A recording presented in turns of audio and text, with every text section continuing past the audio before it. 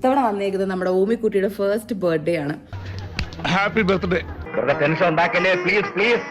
അത് 2 ദിവസത്തിലാണ് അവൻ്റെ ബർത്ത്ഡേ. അപ്പോൾ അവൻ്റെ ബർത്ത്ഡേ എനിക്ക് നാട്ടിൽ വെറുതെ ഒരു ഹോട്ടൽ റൂമൊക്കെ എടുത്ത് അവിടെ ഒരു ഹോളൊക്കെ എടുത്ത് വെറുതെ പൈസ സ്പെൻഡ് ചെയ്ത് എന്റെ കയ്യില് പൈസ ഇല്ല. നിന്റെ മോന്ത കണ്ടാലറിയാം നീ ഒരു പരമനാറിയാന്ന്. കുറേ പേരെ വിളിക്കുന്നു അവരവസാനം വരുന്നു, അവരവസാനം കൊച്ചിനെ എടുത്തുകൊണ്ട് പോകുന്നു, തിരിച്ചു തരുന്നില്ല. ഒരുമാതിരി സ്റ്റാൻഡേർഡില്ലാതെ സംസാരിക്കരുത് കേട്ടോ. എന്നെ കൊണ്ടൊന്നും പറയിപ്പിക്കരുത്. അങ്ങനത്തെ ഒരു സിറ്റുവേഷൻ ഒക്കെ വന്ന് വെറുതെ ഒരു കോലാഹലം വേണ്ട. കുഞ്ഞിനും അവന് എത്രയെന്ന് പറഞ്ഞാൽ ഓർത്തിരിക്കാൻ അവനിത് ഓർമ്മയൊന്നും കാണത്തില്ലല്ലോ. ഒരുമാതിരി ചൊറിഞ്ഞു വരുന്നുണ്ട് നിന്റെ വർത്താനം കേട്ടിട്ട്. അപ്പൊ വെറുതെ അവിടെ ഒരു അലമ്പ് വേണ്ടാന്ന് വെച്ചിട്ടാണ്. ആണോ? ഇയാള് മനുഷ്യനല്ല, വേറെ വേണ്ട.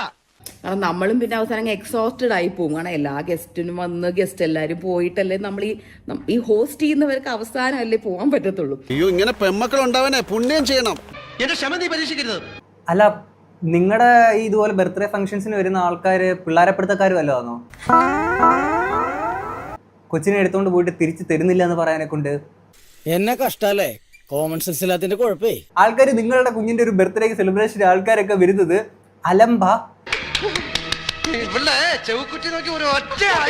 ഞാൻ ആലോചിക്കുന്നത് ഇവരുടെ ഈ ഒരു ഫംഗ്ഷൻ ഒക്കെ പോകുന്ന ആൾക്കാരുടെ കാര്യമാണ്. ഇവരൊന്ന് ഇൻവൈറ്റ് ചെയ്ത് പോവാണെങ്കിൽ നിങ്ങൾ ആലോചിച്ചോ, നല്ല ബെസ്റ്റ് മോളാ. തീരെ തരംതാണവരെ അങ്ങനെയൊക്കെ ചെയ്യും. ഇന്നല്ലെങ്കിൽ നാളെ ഇവർ ഏതെങ്കിലും പരിപാടിക്ക് വിളിക്കുമ്പോഴത്തേക്കിന് അവരൊക്കെ വന്നിട്ട് അലമ്പ് പരിപാടി ഇതായിരിക്കും അവരുടെ മനസ്സിലുണ്ടാവുക. എനിക്ക് എന്തിന്റെ കേടായിരുന്നു? അടി വല്ലതും മിഡിയ കൊന്നുകളയുന്നതിന്